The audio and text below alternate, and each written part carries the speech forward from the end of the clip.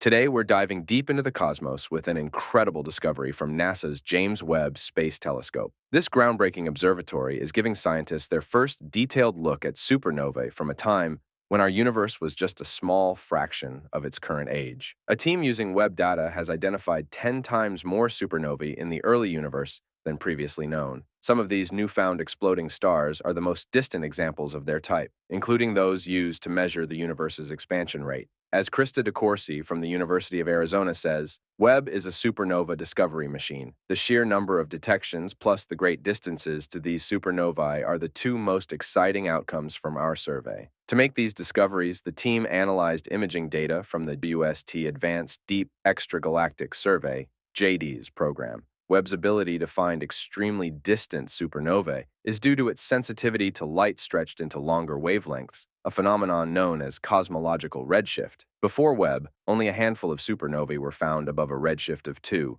corresponding to a universe that was only 3.3 billion years old, just 25% of its current age. The JADES sample includes many supernovae that exploded even further back in time, when the universe was less than 2 billion years old. Previously, NASA's Hubble Space Telescope allowed researchers to view supernovae from the universe's young adult stage. With JADES, scientists are now seeing supernovae from the universe's teens or preteens, and they hope to look even further back to the toddler or infant phases. The team discovered supernovae by comparing multiple images taken up to a year apart, looking for sources that disappeared or appeared in those images. These objects that vary in observed brightness over time are called transients, and supernovae are a type of transient. The JADES Transient Survey Sample Team uncovered about 80 supernovae in a patch of sky, only about the thickness of a grain of rice, held at arm's length. This is really our first sample of what the high redshift universe looks like for transient science, said teammate Justin Pierrell from the Space Telescope Science Institute, STScI.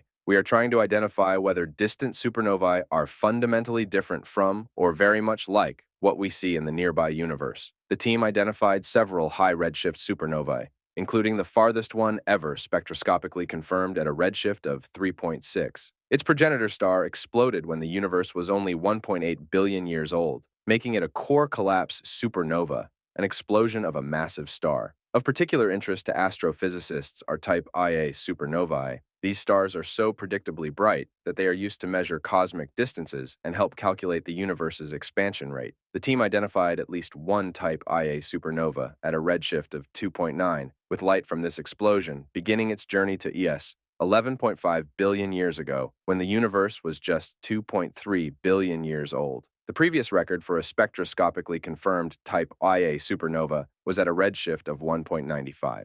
Scientists are eager to analyze type Ia supernovae at high redshifts to determine if their intrinsic brightness changes with distance, which is critical for measuring the universe's expansion rate accurately. Pierrell's analysis of the type Ia supernova found at redshift 2.9 indicates no evidence that their brightness changes with redshift, supporting current theories about the universe's expansion and ultimate fate. He presented these findings at the 244th meeting of the American Astronomical Society. The early universe was vastly different. With extreme environments, scientists expect to see ancient supernovae from stars containing far fewer heavy elements than stars like our Sun. Comparing these supernovae with those in the local universe will help astrophysicists understand star formation and supernova explosion mechanisms from those early times. We're essentially opening a new window on the transient universe, said STScI fellow Matthew Siebert, leading the spectroscopic analysis of the JADES supernovae. Historically, whenever we've done that, we've found extremely exciting things that we didn't expect. Because Webb is so sensitive,